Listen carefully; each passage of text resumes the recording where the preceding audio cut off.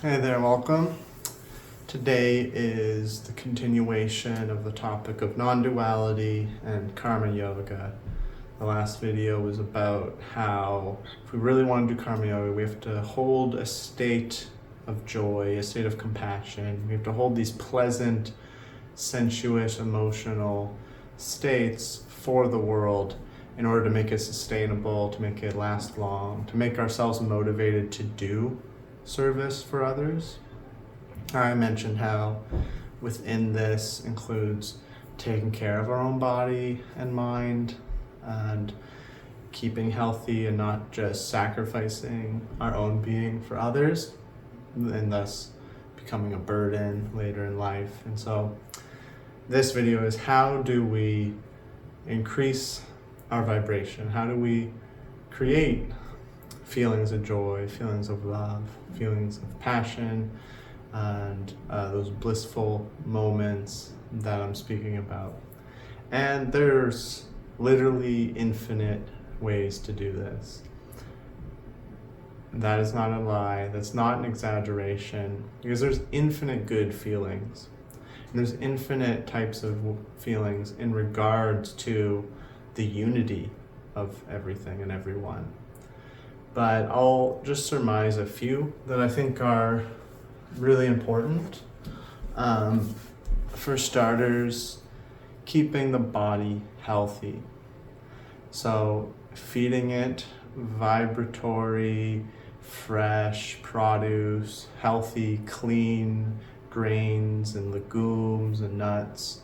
Feeding it food that isn't polluted with, bad runoff or, bad soil, etc. It's not easy to know that. It's not easy to know all the food that we get, but that means usually fresh food, fresh produce, soaking and rinsing grains and legumes and this sort of thing. This will bring a lot of vibrancy to the body. Eating things that are colorful can help. And that's a good start. Things that help us feel good is not having excess oxidation, excess inflammation, excess effort from our organs to digest or clean or detox things. And so eating well becomes a strong asset in feeling good. And we don't have to focus on our own pains, our own kind of bodily issues to the same extent. And then we don't deal with compounded chronic disease later in life that was preventative through diet. The next part's exercise. And this comes in a few fashions. So just daily, often, moving, having a diverse range of motion. This is good for a few things. One, it just helps us live longer, keeps us healthier in general in terms of our weight and burning off those calories. And it helps our body adapt. It helps our body have a larger range of motion, helps blood and fluids move throughout the body. This will help us in the long run. This will help us feel good in the short run. And then the other is challenges, challenging the body, whether it's through intense exercise or like cold dips or saunas or these sort of things. When we go to challenge the body at the appropriate degree, so whatever is appropriate for the individual, and it's always going to be different, we teach the body to expand its capacity, to expand its ability to burn fat, to oxygenate through the lungs, to build more muscle, to have more endurance. And this all impacts our nervous system. This creates a healthy, strong nervous system, both throughout the physical body, but also just in the brain, where we learn to appreciate difficulty, we learn to overcome strenuousness and pain, and this makes it a lot easier to overcome obstacles in the future. That's a big part of how do we feel good. One part is stopping what feels bad, being able to ignore what feels bad or bypass it or heal it. I say ignore, but I don't mean like let it get worse and it's still painful, but to be able to not be distracted by it because we've created a capacity to cope with it, to handle it, to sustain ourselves. And this is important. These are like physical, simple things you can do. Eat healthy, primarily plant-based food, as local, as organic or regenerative agriculture, permaculture as possible. Don't eat too much. Lower processed food and inflammatory foods like animal products and saturated fat. And then exercise daily, move daily. This can be simple. This can be walks. This can be, dance. This can be a sport. This can be, simple things. And then maybe a few times a week, challenge the body, push it a little bit, even if it's just for a few minutes at first, whether it's jumping jacks or a plank or going in cold water. It's okay to start with whatever is within our range to challenge. We don't have to be like anybody we see online. We just have to do what makes us kind of reach this threshold a little bit, and then expanding that threshold. And that's the main things I'd say we can do physically, like very obtusely. The next things are basically what we learn in psychotherapy, and that's questioning when we react negatively to something.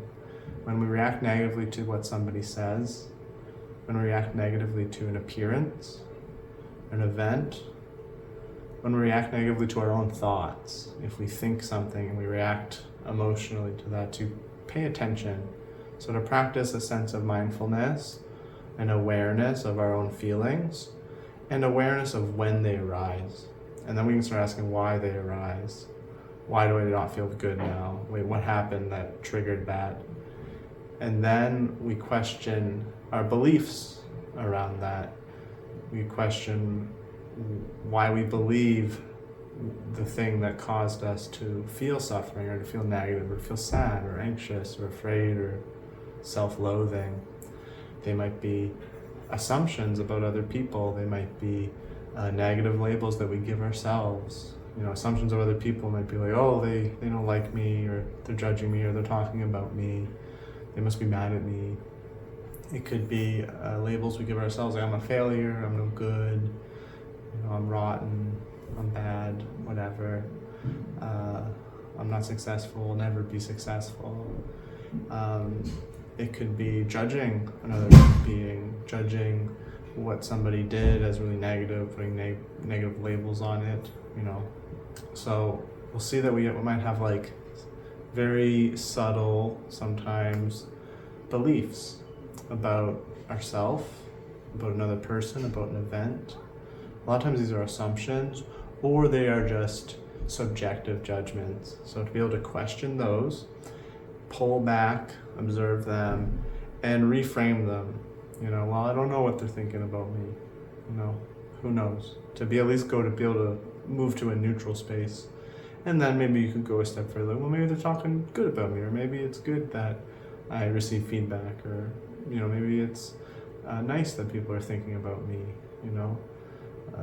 etc. Even if somebody was talking behind our back negatively, the most mature way to go about it is like, everyone's human, might have been having a bad day. In the end, I'm not perfect either. Maybe we can grow from this.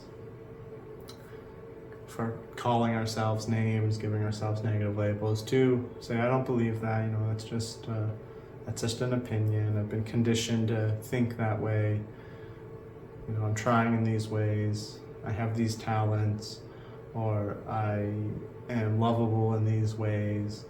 To think positively, at least get to a neutral space where you don't believe the negative labels. So that's like a lot to cover in just like a span of a few moments. People spend their whole lives researching and learning these things and being very effective psychotherapists around these techniques, which are usually called rationality therapies, where we intervene on our own belief systems, our own labels, and we change them so that we don't react negatively. I'd say in Buddhism and yoga, we go a step further, where we just really focus on altering the reaction and disbelieving most beliefs. Like realizing beliefs are just like fluffy little patterns that happen in humans. They're nothing to take too seriously, and we don't have pretty much any evidence that any are like full stop true. We have ones that might be more practical than others, more consistent, but a lot of the times these are just limited viewpoints that we can't fully verify. So that's the mental realm. When we take care of that and we avoid the negative reactions, the negative beliefs, interpreting ourselves as negative, interpreting others as negative, making assumptions about what others think, making assumptions about the future, fearing the future, and instead at least go to a neutral space and maybe do a little effort to think positively, think of positive possibilities and options. This helps. Another technique is embracing the arts. In yoga, there has been a multitude of arts, from singing and dancing to fabric weaving to, displays of gods and deities with flowers and food, cooking, painting, even architectural art, calligraphy and Zen. There's like a lot of avenues of artistic expression, poetry in the yoga lineages, but we don't need to limit ourselves there. Like we can embrace whatever creative pursuit, as long as it's not like really hurting the world, like highly consumerist, really polluting the world, and do it with the non-dual perspective, do it yogically. And that's a really good way to start generating pleasant feelings. Don't compare to others. Don't look at what other people like. Just find what you like. I like music. I feel really good when I listen to certain music that I appreciate. So that's one that I do a lot. I sing and I listen to music that affects me, and then I churn those positive feelings into gratitude and appreciation and love for the world, love for life. It doesn't need to be that. It could be dance, it could be drawing, it could be, even animation a little bit. It can be whatever you want it to be. Find things that will click for you and expand them, expand those pleasant feelings. And that's where one of the final techniques come in, and that is just mastering reactivity. So there is a path where we just can create whatever emotions we want. I'm not perfect at this, but I've made a lot of ground in the past 10 years. And I'd say it's one of the most important things to do, just to live on the world too. There's so many crazy, chaotic things that can happen on this planet that we get to know about easily in the morning, scrolling through something to find out about wild things. So if we can learn to harness specific or an array of emotions that are positive and let them permeate through us, and learn to quell, alter, transform more negative reactions, then we can start creating a lot of goodness in our life and a lot of goodness for other people. And I'd say the best way to do this is a holistic approach. So we're kind of including everything I said and then adding in meditation. Don't make it only a sitting practice. Don't make it, if you do a meditation practice, but it's like another lineage, it's supposed to focus on something else, like maybe Zazen or Vipassana or something. You can merge them, but I don't suggest that. I suggest having like a separate meditation practice that could be done while you walk or do the dishes, you can do it during art, during listening to music or making music or drawing, maybe even doing like stretching, simple body movements.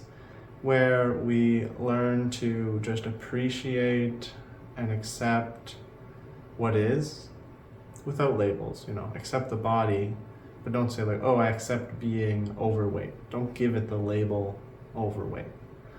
Don't give it any concrete idea, just accept it in its almost ephemeral capacity, because everything has the capacity to change.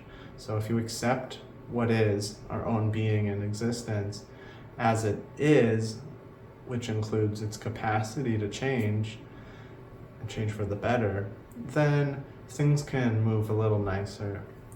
There's a lot of self-acceptance thoughts and philosophies out there, but they usually include some kind of stagnation, because they are accepting an idea of the self, an idea of our form, an idea of our life. And so accepting that can sometimes stagnate the possibility to change. It can sometimes make a resistance to it. So we don't want to do that. We just want to accept as it is, in its fluidity, in its transformation, even if that transformation is slow. And as we accept, we can start to create gratitude, we can start to create joy for the unknown, we can start to create love for all the beings in the world, we can create excitement for what's to come. Having a meditation practice where we kind of do this accepting what is, and then creating nice feelings. And it doesn't need to be any specific feelings. I mentioned joy and gratitude and excitement and so on, but really there's this lack of definition to positivity. And I suggest more just going into that tingly, warm, light-filled consciousness that is positive just by its very nature, and it can be nondescript. And I recommend doing that while we brush our teeth, while we go for a little walk, while we do a little stretching, maybe while we drink our coffee, maybe while we eat our food and do dishes. Maybe we do a little 10-minute sit down most days to really just click back into our bodies and the intention of creating love and bringing out the love in the universe, because it's already there. The love, the infinite love is always present. We just need to let it come out. We need to not get in our own ways. And these are some of the key ways to increase our vibration practically in the modern world. There are other ways too. The other ways are harder. They could include psychedelic drugs. They can include more extreme retreats and therapies, extremer challenges on our being, where we learn to access parts of our consciousness that might be tied to adrenaline and survival and fear and loss, and then evolve from there. I don't recommend, at least on a video like this, any of those to the wider public because they can be dangerous. They can be too much. They can be unnecessary. They can be unpredictable. And I don't want to perpetuate anything like that for the average person.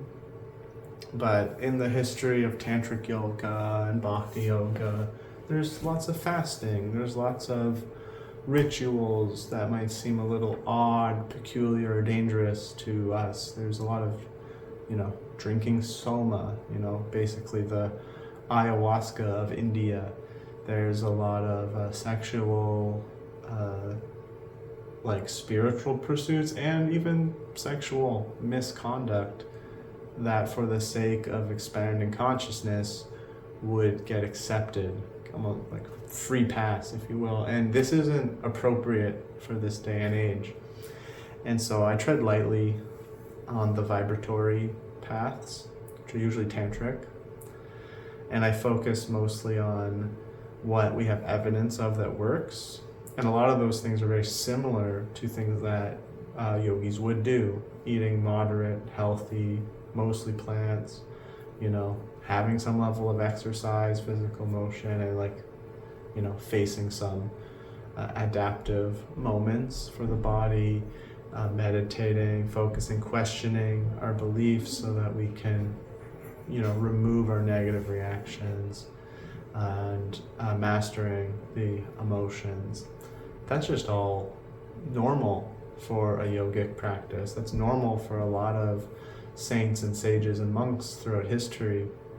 There's no exact one pattern, I'd say, but a lot of what we've researched in modern health is reflected in a good portion of the spiritual lineages. And so just focusing on those can be enough for a lot of people these days. Just resisting, fried food and burgers and chips and processed junk and, sedentary, addictive lifestyles, and instead opting for a bit more moderation, a bit more self-awareness, self-inquiry, and then a pursuit of attention and effort into the being that is this field, which includes the body, the mind, and the emotions, and making those all nicer slowly over time. That helps build up and build up and build up. Eventually we do get to a point where it feels endless what we need to do, and it is. Non-duality is endless. And so comes a point of a higher level of discipline, a higher level of will that's required. And that will be something I talk about in later videos, where yes, it's all God and it's all good, but that means your will should be godly. And it's okay that it's not. It's also part of the path, but we can't ignore that there's almost like a natural direction to go in for realization. And it doesn't mean justifying the luxurious habit rotund that we have in this hedonistic world. So, thank you so much for listening. Om Sai Ram.